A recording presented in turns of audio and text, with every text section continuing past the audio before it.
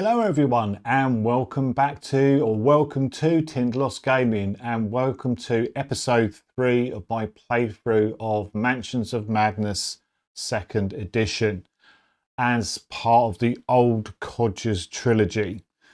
So what am I doing with the Old Codgers trilogy? Very brief outline. I'm playing with 3 of the older characters in the Arkham Files universe. Playing as Carson Sinclair, Charlie Kane and Norman Withers. And we'll play some future Arkham games such as Arkham Horror 3rd edition and Arkham Horror LCG, hopefully with the same characters. But enough of me blabbering on. At the front screen, let's get across to the table and see what's going on. Right, here we are at the table. Lots going on. So if it's the first video you're watching, I would seriously suggest going back to watching episode 1 and 2 because that will give you a very good starting base for this scenario. But we are playing a fan-made scenario via the Valkyrie app. Links are in the description for each of the videos. Valkyrie is a bit of software you can download that allows you to access fan and free scenarios, fan-made and free scenarios for Descent, I believe, and also Mansions of Madness. And we're playing a scenario, oh God, what's it called? I forgot what it's called, bear with me. A Strain on Reality. Sorry, it's early morning here in the UK and I've not yet had my cup of coffee. So yeah, and my brain's not firing on all cylinders yet. A Strain on Reality. The overall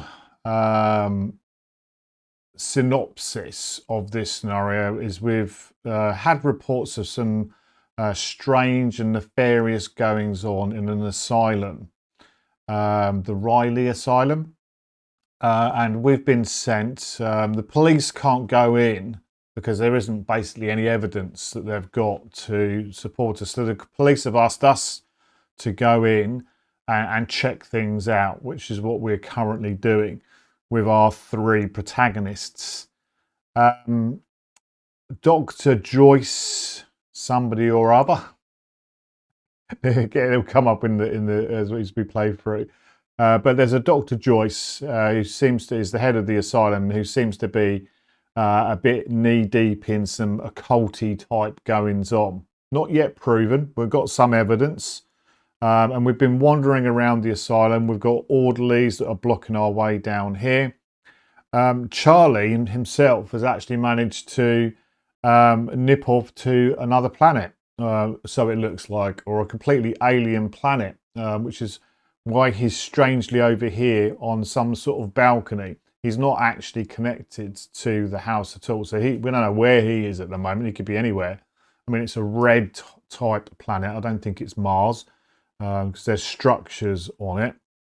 And the other 2, Carson and Norman, Carson's been wandering around. Carson managed to sweep by the orderly. We distracted the orderly to bring him over here to smashed bars, and Carson then managed to get in to the main part of the asylum. Poor old Norman, at the same time when the orderly was distracted, managed to nick into the doctor's office, but now the orderly has come back and is sort of standing guard at the entrance hall. So we're in a bit of a pickle there, I think. So yeah, that's pretty much. We've got some guests and some patients down here that we've been talking to. Authoria here seems to be one of the key players, so I'd like to maybe get back to see what she's got to say. And we've had a couple of people come into the asylum at the last one of the last mythos phases, previous mythos phases. I don't really know what these gentlemen are doing at the moment. They're just sort of hanging around in the lobby. So where we left it, we were then moving into the investigation phase. So that's where we'll pick it up. Carson's got some clues. Charlie's got a load of clues. Norman hasn't got any clues. So we'll see what we can do. Now, we've been exploring up here. And this door here, and this door here, and this door here don't really seem to want to open at this point in the scenario. We've tried it a couple, or tried this one, and it's just you get a message just to say, you know, basically, you know, there's nothing to see here. And we've got an interact token here, which is where the rug is, where the sand stuff got a hold of Charlie and pulled him down. Quicksand is the word I'm looking for. And it pulled him into this rug, which then brought him into another planet. Typical Lovecraftian area. So we're now going to move on to the investigator phase. And I think, quite simply, we'll start off with Norman over here, because he's still got something to investigate here in the doctor's office. So 2 actions per player. So his first action is going to be to move into that area, and then he's going to interact and search that area. So we've got our handy dandy app up, and we're going to click on this for his second action. To one side of the room is a small hearth. A fire is burning, and you can see some smouldering papers. Several torn parts lay to one side, yet to be consumed by the flames. To the side of the hearth are several papers stacked. It looks like they are next for destruction. So we will use an action, because that's what that little symbol here is telling us. This is our second action, is to investigate. You take the opportunity to read some of the files. They must contain some sensitive information if they're being destroyed in this way. You pick through your papers and pull one out that looks of interest. The page appears to have information about Dr. Little, Joyce Little, there we go, and a recent patient. Investigators may review these snippets of information in the journal. So it says, a stranger arrived and committed themselves recently. While they appear to be only mildly disturbed, I overheard Dr. Little stating that she had received appropriate compensation for their care. They are in room 2-1, which happens to be the closest room to Dr. Little's office. She can't trust them that much. Now.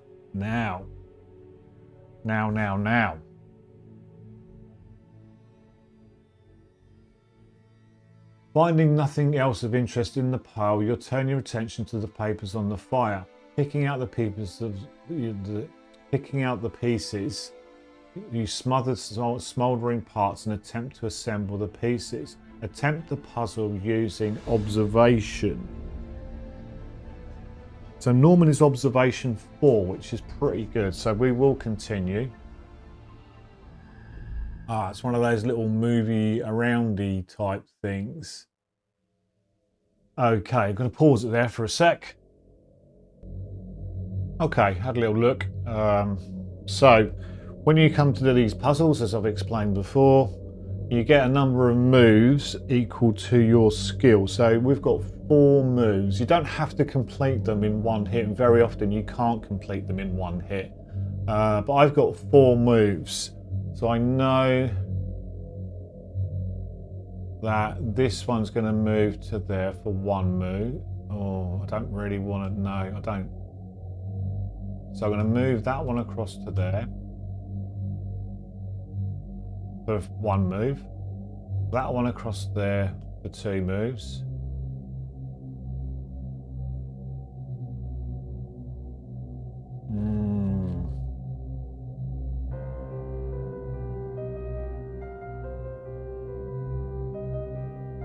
Well, these 3 here are the ones we want across the top.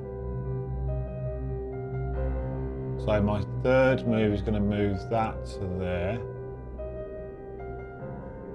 And my 4th move is going to be hopefully moving that to there.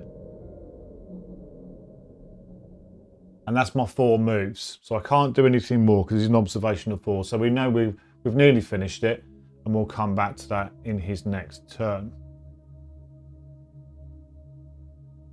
So that's it for Norman. We leave the search token there because we've not completed it yet. So I'm just going to turn Norman over so I know he's done. I've got these little tokens I'm just using so I can keep a track of who's done what. Because when you're recording and talking, you can sometimes forget completely where you are. Now the second, we've got Carson,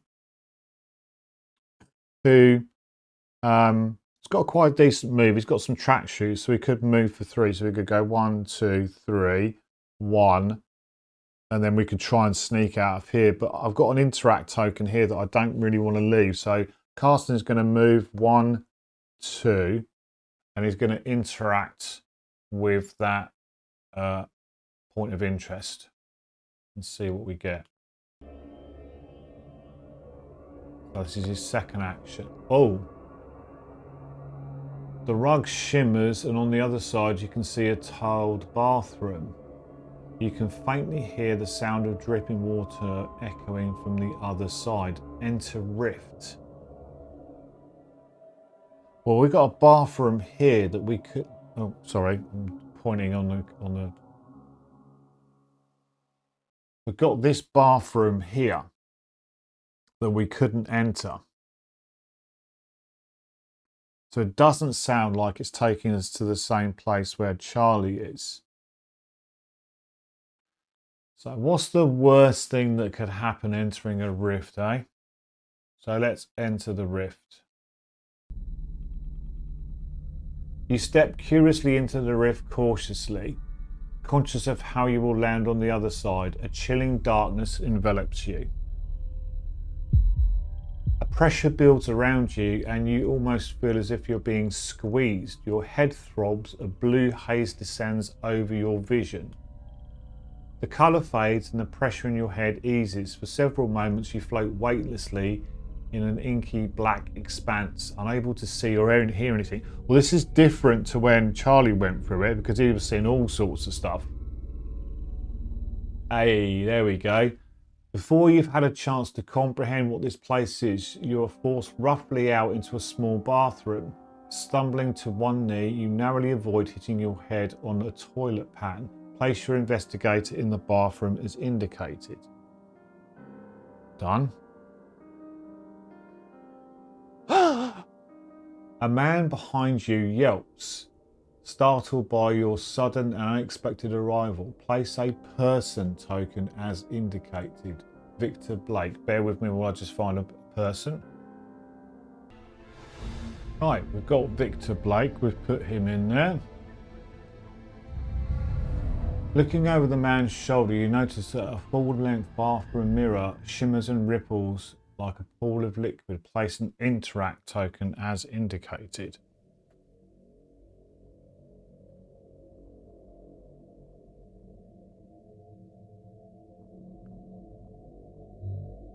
Okay, done that. The man's clothes and personal effects are scattered on the cabinet. Place a search token as indicated. Okay.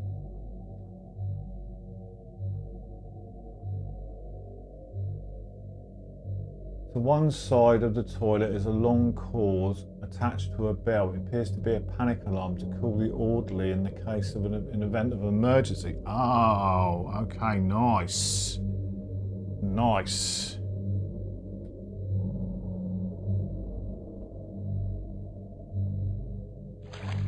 Scrambling forward for a towel, the man covers his modesty and clambers out of the bath, splashing water across the floor. He swiftly gathers his clothes and glares at you with a look that appears to be an annoyance, mixed with a hint of confusion. Well, I would be quite confused if I'm sitting in the bath with some random dude that just appears. Slipping around on the floor, he does not appear to have noticed that he had left something behind. The man pushes past you, unlatches the bathroom door, exits, slamming the door behind him. A trail of water marks his exit. Remove the person explore tokens as indicated. Okay, we'll put Victor Blake to one side because that was his name, so we may well come across him. Okay. Right.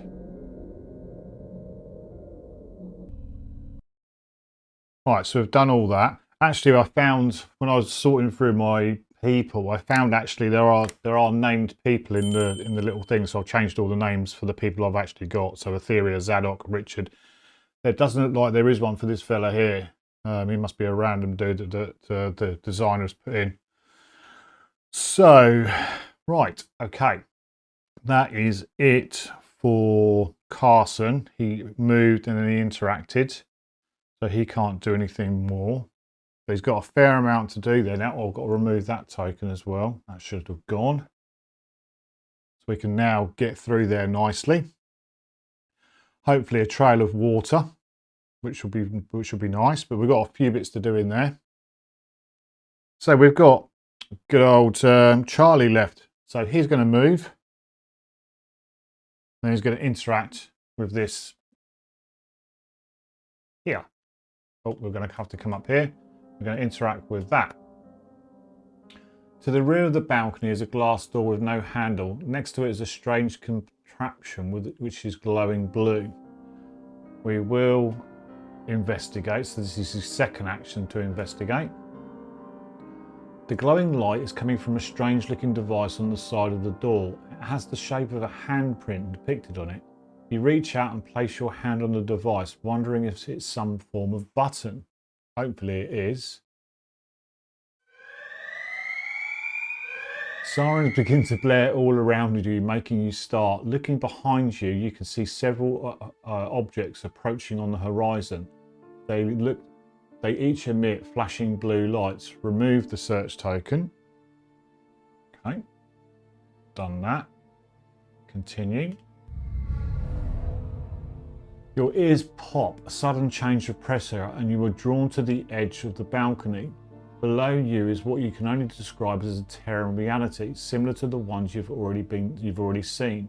A familiar asylum flickers faintly on the other side. Place an interact token as indicated. Investigators in either space of the balcony may interact with this token. Okay.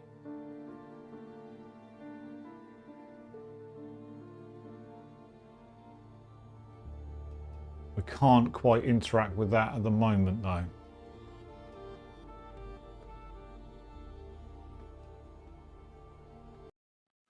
So that's where we're at the moment, and that's all Charlie can do as well. He moved and he interacted. So wish you had 3 actions in this game. Where's Leo DeLuca when you need him? Right, so that is it for the investigation phase. Let's move across to the mythos phase.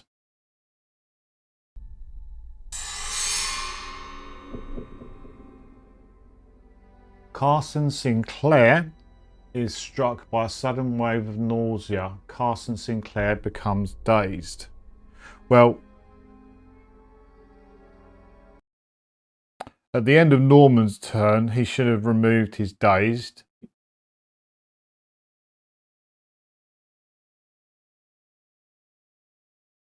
Yeah, we didn't spend any clues. So this one can go across to, who was it? Carson. Carson becomes dazed. Put on his card so I know he's dazed.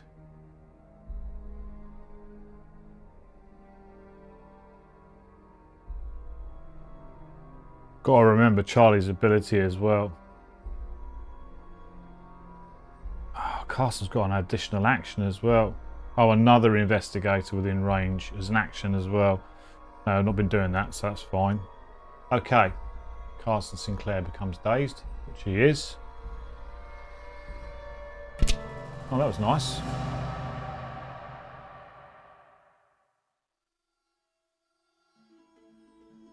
This affects the investigator in another world.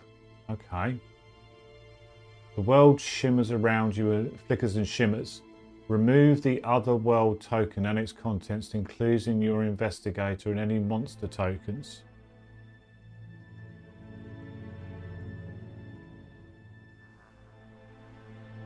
You are plunged into a weightless expanse of blackness, unable to comprehend which way is up and which way is down. You float weightlessly, unable to see anything in any direction. Somehow you feel calmer than you ever expected after your recent ordeal. Your muscles relax and your racing heart begins to slow. Flip 1 damage or 1 horror face down. Well, I've got no... I'm assuming this is affecting Charlie.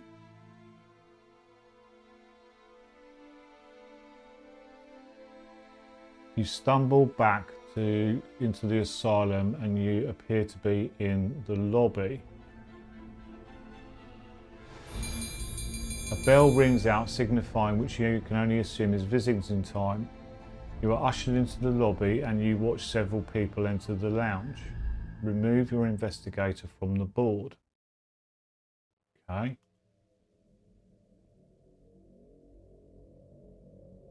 The orderly enters Dr. Little's office and ushers you into the lobby. Remove the study token and all tokens on it. Okay. So Norman's going to go back. Bear with me while I just sort a few bits and bobs out.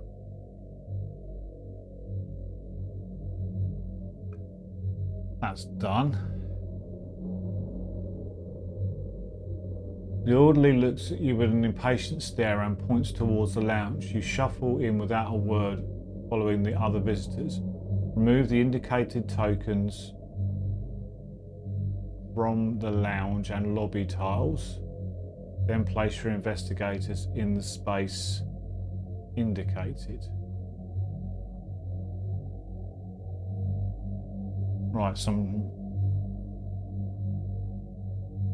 I'm going to remove all of these tokens.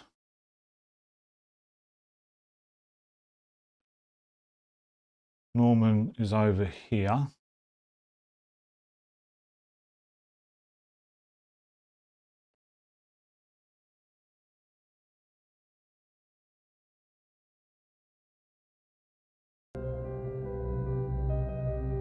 These 2 tokens, I think these 2 tokens are going to go as well, because they're not on the map anymore.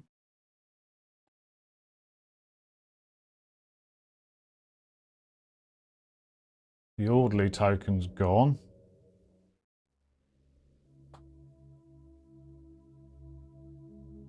Continue.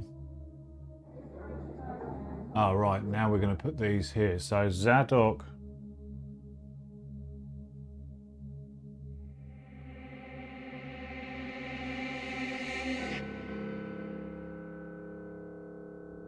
So we've got Richard.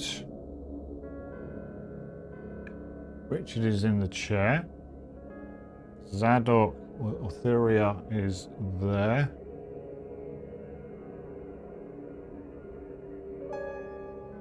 Zadok is sitting in the sofa.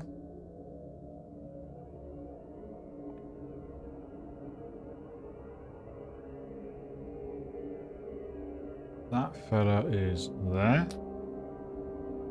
That fella is there.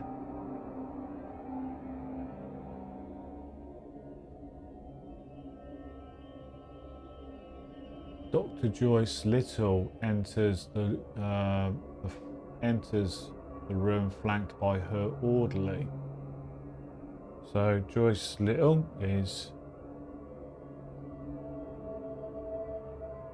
here, flanked by her orderly.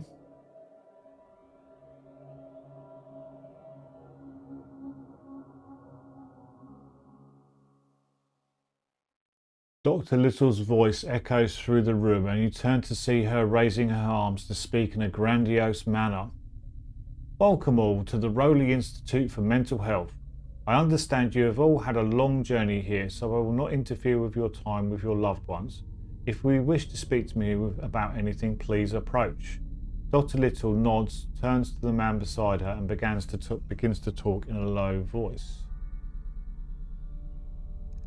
After a brief exchange of words, she nods towards the door, indicating for Eric to watch it.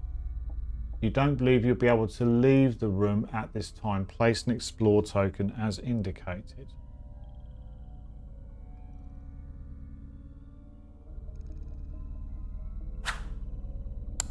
Has this disappeared? Yeah, he's disappeared. So where has Charlie gone? Where has Charlie gone? Bear with me. Right, we are sorted. Sorry, yeah. So Charlie's come out of the other world area and has appeared back down in the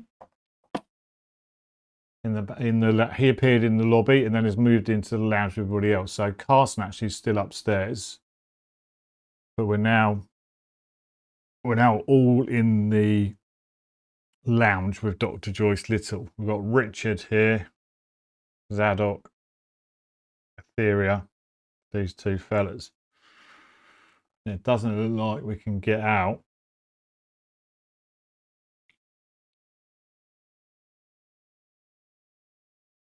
So it's the start of the investigation phase. What are we going to do?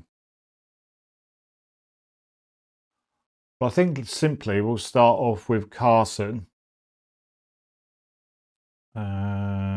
who's going to interact with these tokens up here while we consider what we're going to do down here. Let's see if this can give us a bit more information.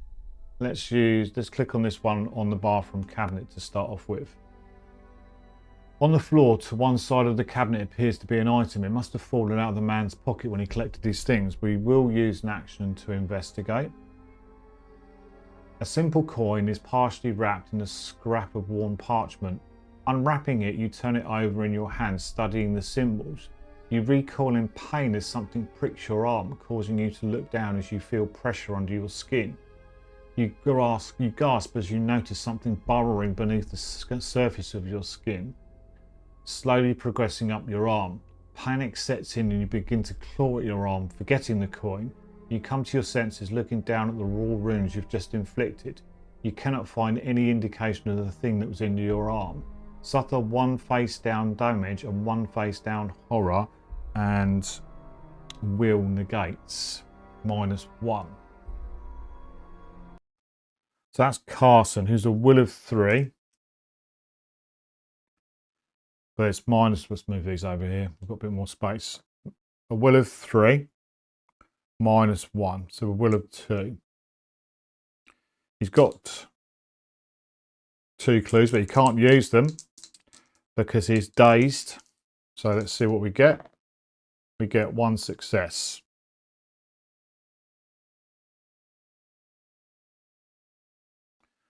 We get 1 success. Now Carson has got a better health, so he will just take, is it 1 face down damage and 1 face down horror? So he'll take 1 face down damage.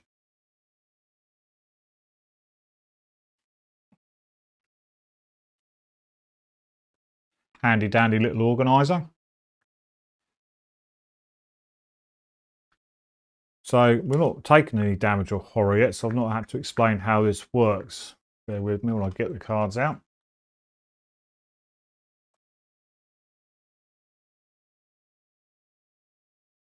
We'll put those there to one side. So the way that damage and horror works in this game, it's a very nice little mechanic. If I can shuffle the cards. Each of these damage cards have different things on the back of them. And as you're required to do things, it'll ask you to flip cards up or do a face up horror, face up damage. So we'll shuffle all of those. We'll take 1 face down damage for Carson because he's got an 8. He's got an 8. He can take quite a bit. So he's down to 7 now.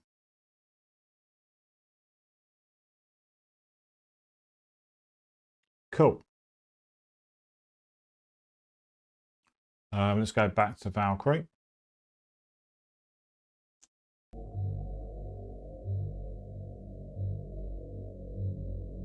The paper is stained from age and you worry it might crumble in your hands. You unfold it carefully to avoid damaging it. The passage has a picture of a necklace in one of the many jewels. In one of the many jewels is the symbol of an eye. Although the page is torn, you can make out most of the passage. The Eye of the Watcher has been mentioned in many historical archives over the ages, thought to give the wielder the power of omniscience. However, some suggest this is not a power, that its power is not limited to such linear applications.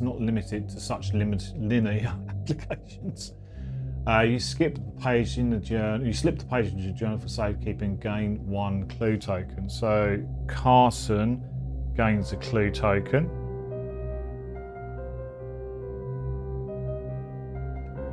Continue. We remove that search token. And for his second action, he's going to investigate this because it's in the same area. To one side of the toilet is a long cord attached to a bell. This is a panic alarm used to call the orderly in the event of emergency. You may be able to pull the cord and hide in your room across the hall, hoping the orderly will follow the water trail left by the man. Not going to ring that just yet. I'm not going to ring that just yet. I need my movement. So we'll cancel that.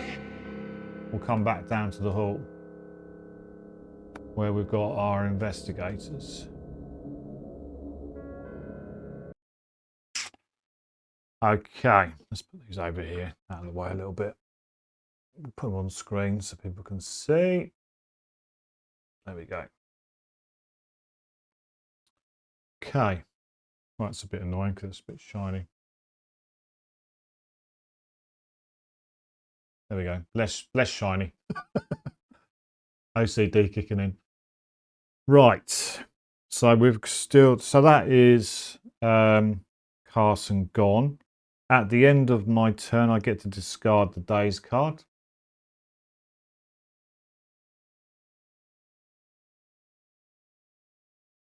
Didn't quite manage to finish the puzzle in here, which is slightly annoying.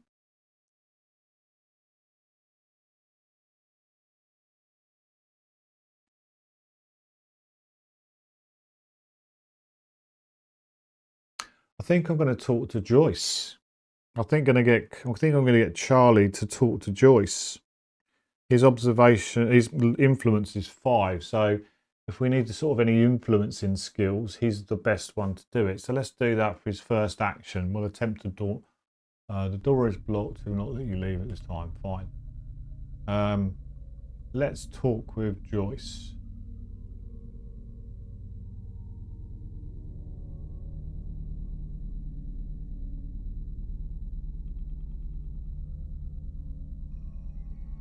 Oh, is it time to confront? Dr. Little stands in the centre of the lounge talking to Eric. Now is the time to confront Dr. Little with whatever evidence you've collected. Well, Norman's got some circumstantial evidence. Carson's got some missing link evidence. I mean, Charlie hasn't got any evidence.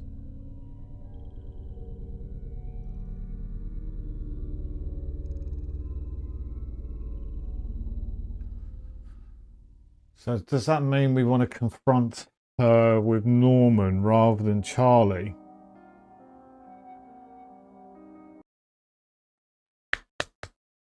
Charlie hasn't got any evidence. We've got evidence, but there are other players. Now, I don't know whether it does it as a whole or whether it's an individual. I'm not going to take any risks. So actually, I'm going to change. I'm going to activate Norman, who's going to confront Dr. Little with some circumstantial evidence. So let's do that. It's not an action. You begin to sort your evidence in preparation to confront Dr. Little. Looking over the little evidence you have, you realise you don't have enough to confront Dr. Little. Continue. What do you even have here? Rumours? Hearsay? I will not stand by and listen to these lies. Come on, Eric. Can't waste our time with these cretins. They can see themselves out. She says, walking from the room. Eric glares at you, obviously wanting the opportunity to eject you from the premises. However, an angry look from Dr. Little brings him to a heel. Remove the person's tokens as indicated. Oh dear. Okay. We'll remove Joyce.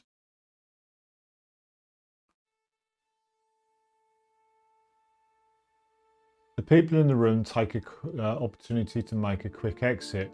Remove the person's tokens as indicated. So that's everybody apart from that fella in the corner.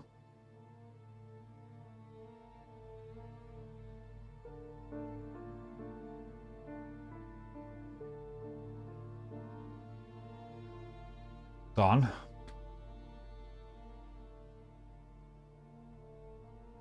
You stand stunned for a few moments, trying to work out where your investigation went wrong.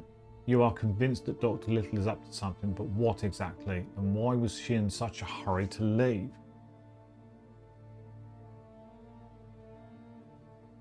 A hooded figure bursts through the door, brandishing a cruel-looking knife. The hood of his robes is dripping wet. You snap out of your moment of contemplation to face the imminent danger. Spawn a cultist as indicated. Looks like that fella's gone as well. Right, bear with me. Okay, we spawned the cultist as indicated. The man in the corner pulls a knife from his jacket pocket and turns to face you. A menacing look on his face. Remove the person token and spawn another cultist as indicated. Okay, bear with me.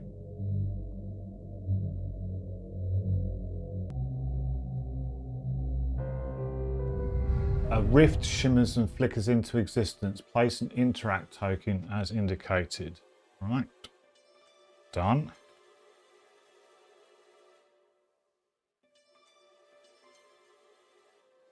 Dr. Little is nowhere to be seen, and it appears that the patients have scattered to different parts of the asylum. Maybe they have some information that will help you find Dr. Little.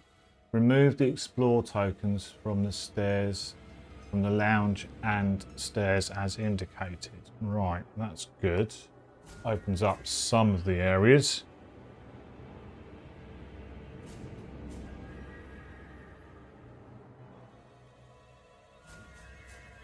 It looks as if Etheria has hidden herself in the upstairs bathroom. The door hangs open and a soft sobbing can be heard from inside. Well, that's good because that's where Carson is.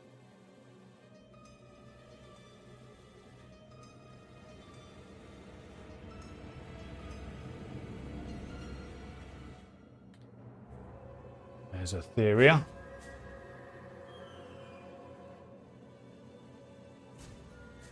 Zadok has fled upstairs has fled upstairs to the upstairs bedroom in an attempt to hide from the orderly. Place a person token as indicated.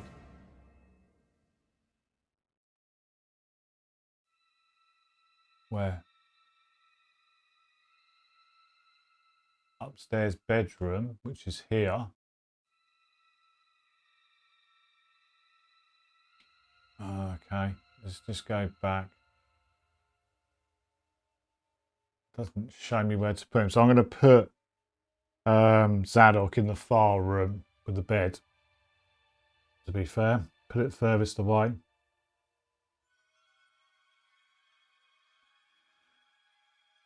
And then we've got to place the library tile as indicated.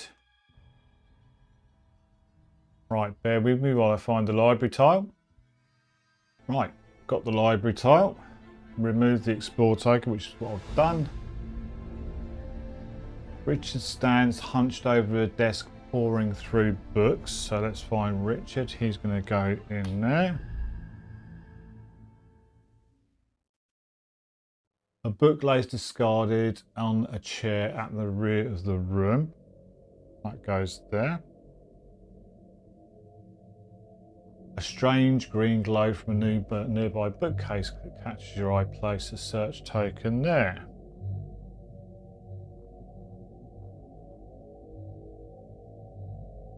To one side of the room is a painting. Place a search token there. Blimey, a lot going on in the library.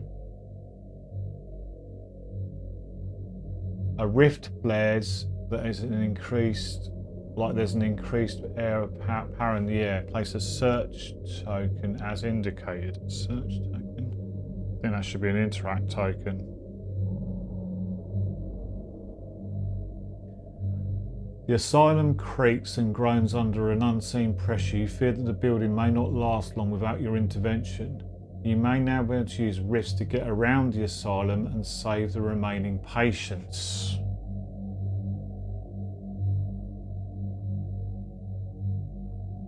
Right. Okay.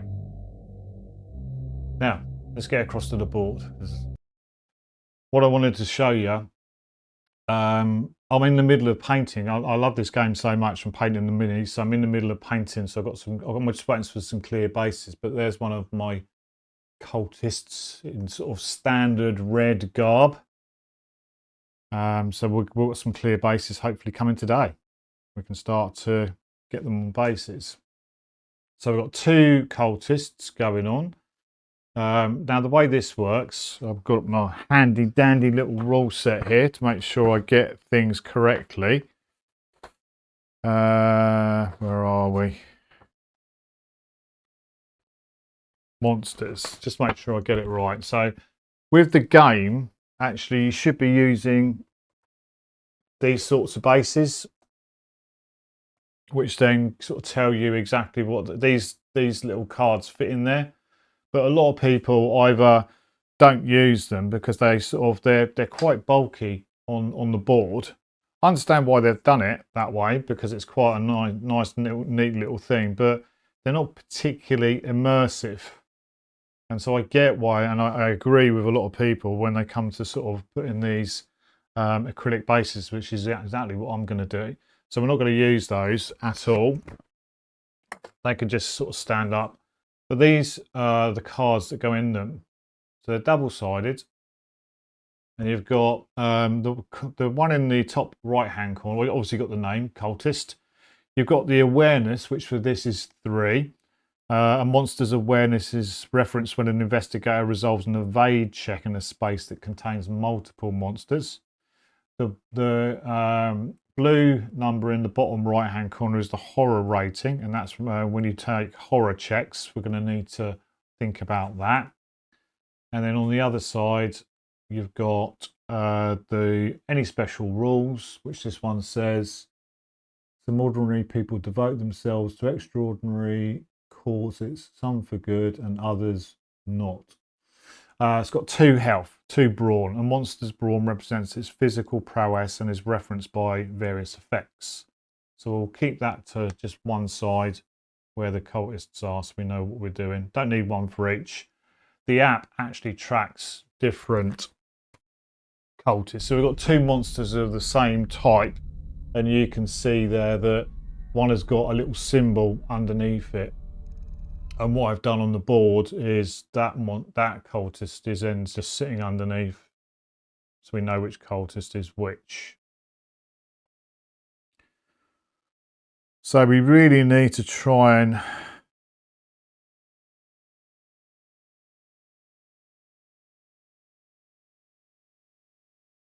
kill these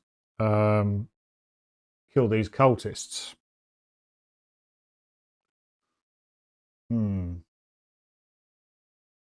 So that wasn't an action to talk to Joyce. There was no action symbol there, so we've still got 2 actions with Norman. We started off with Norman, so we better carry on with Norman. Now Norman's got a harpoon. Norman has got a harpoon.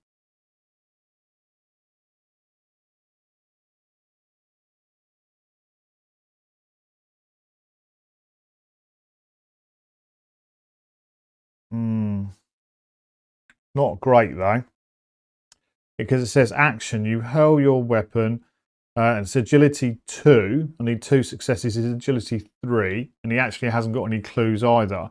If you pass, place this card in a space within range, then the monster in that space suffers 3 damage.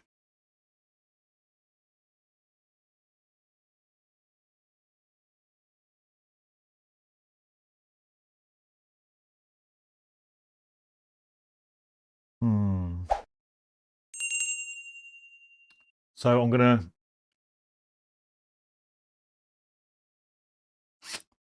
What do we do?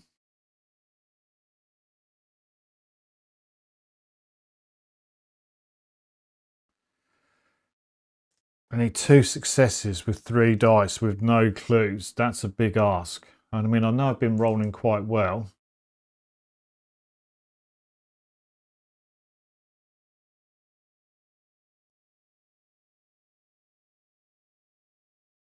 Or do I just try and go in and attack it with a bladed weapon?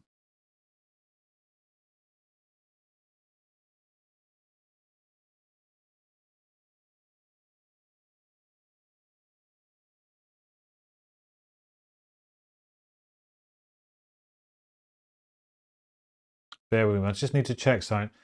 What I want to check is if you attack with the harpoon, just in sort of without throwing it, just as a bladed weapon, do you still do the 3 damage? Don't know. Let's actually say let's go. Let's move. I'm going to move into here, and we're going to attack the cultist.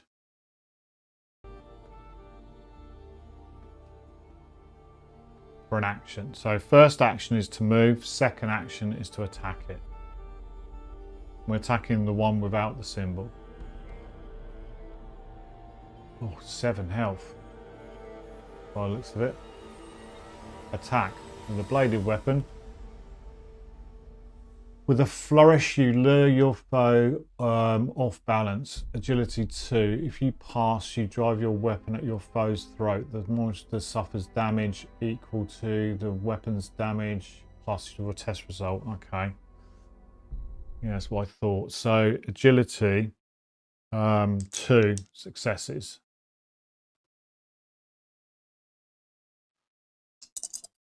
Come on, Norman.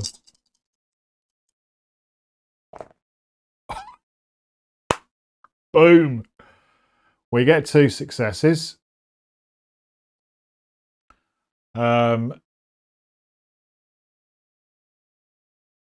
so we do 3 damage for the harpoon plus 2, so that's 5 damage. 1, 2, 3, 4, 5. Finish. That is Norman done though. Moved and attacked.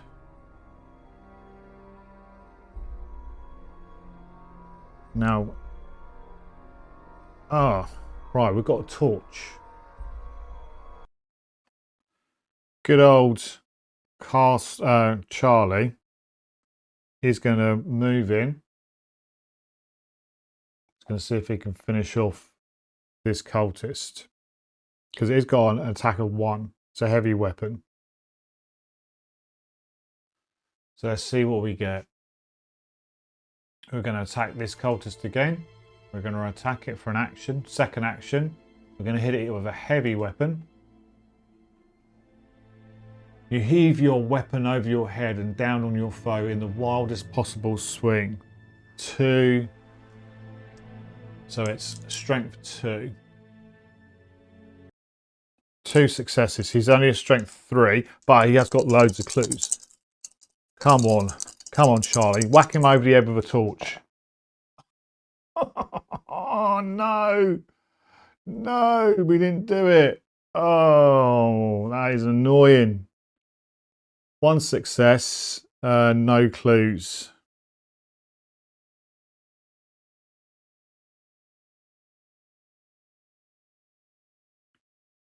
Have we got anything that can help? The Twilight Dagger just only helps if we're dealing additional damage when casting a spell. We could have used the bladed weapon, which would have been agility. That's actually worse. He only gets 2. So strength actually was the better call. While within range of a person, you may convert a clue to a... No, can't do that.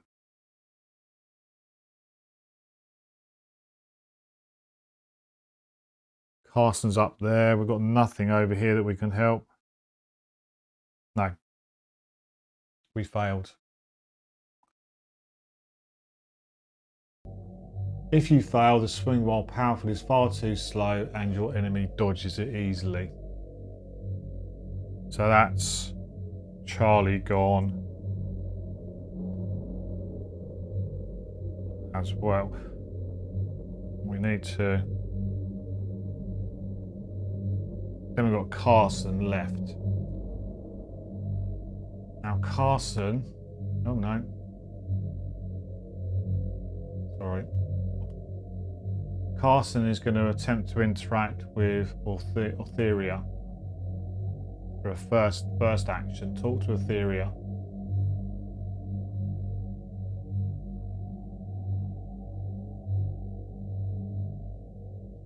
You ask Etheria if she knows anything that may help you stop Dr. Little.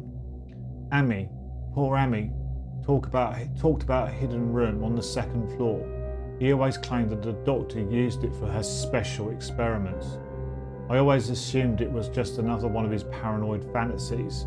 He said the switch to open the secret door was located somewhere around the lamp on Dr. Little's desk. Gain a clue token. So Carson goes up to 4 clue tokens now. You attempt to calm Etheria down and suggest that she may be safer if she moves to the lobby. Test influence -1. 1 success. Carson is an influence of 4. Influence of 4 -1 is 3. 1 success needed. We get 1 success.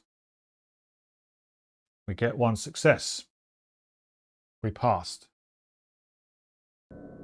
You comfort Etheria and slowly calm her down. After a short while, you manage to convince her to go back downstairs. Remove the person token. Etheria descends the stairs and stands next to the statue in the lobby. She should be safer here with a clear path to the main door. As if required, place the person token as indicated. Oh, where are we gonna put that? Sorry, down here somewhere. Right, yeah, down in the corner. Fine. And then we become focused. Excellent. Right, bear with me.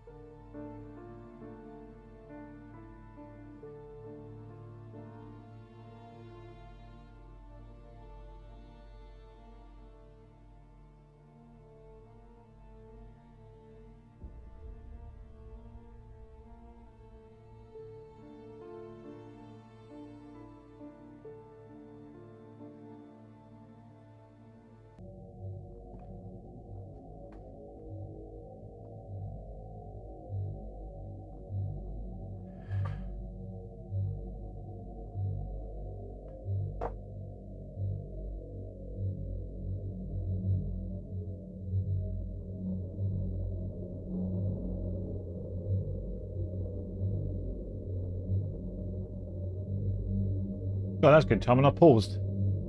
Oh, hang on, I'm not paused. Okay, horror step. Oh.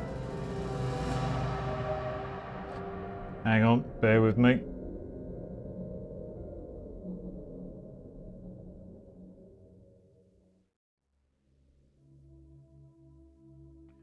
Sorry, we've got to do the horror step first. So each investigator resolves a horror check against the monster within range with the highest horror rating.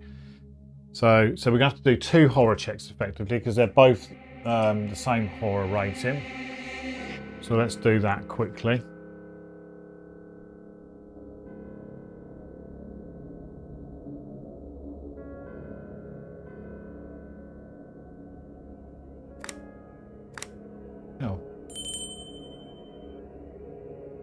think I've missed it. I think I've gone past it. My apologies. Sorry, it's not using this app. It's a bit less intuitive. Okay, right. So we'll leave that. Unfortunately, I can't go back on it. So we are now at 55 minutes, and it feels like I'm not going to be able to fit another sort of full turn in 5 minutes. I'm trying to keep these videos to around about an hour, just for ease for people of watching.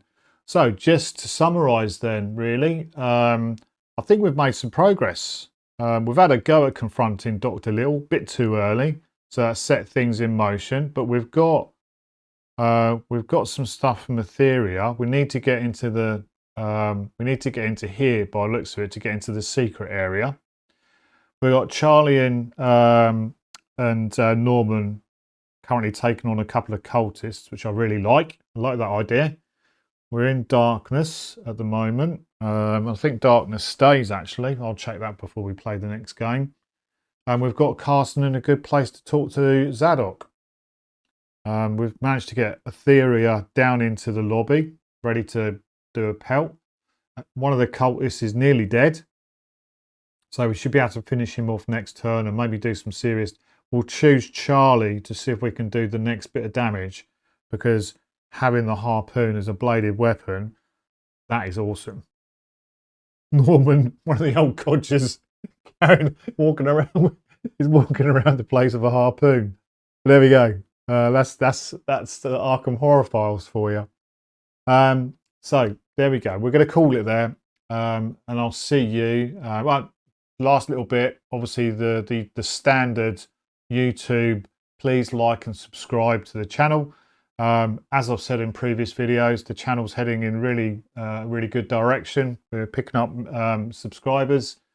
We're getting towards the magic 500. Takes some time. These types of videos are not, you know, they're in a niche. They're in a niche, definitely. So 330 subscribers as we are sitting here today.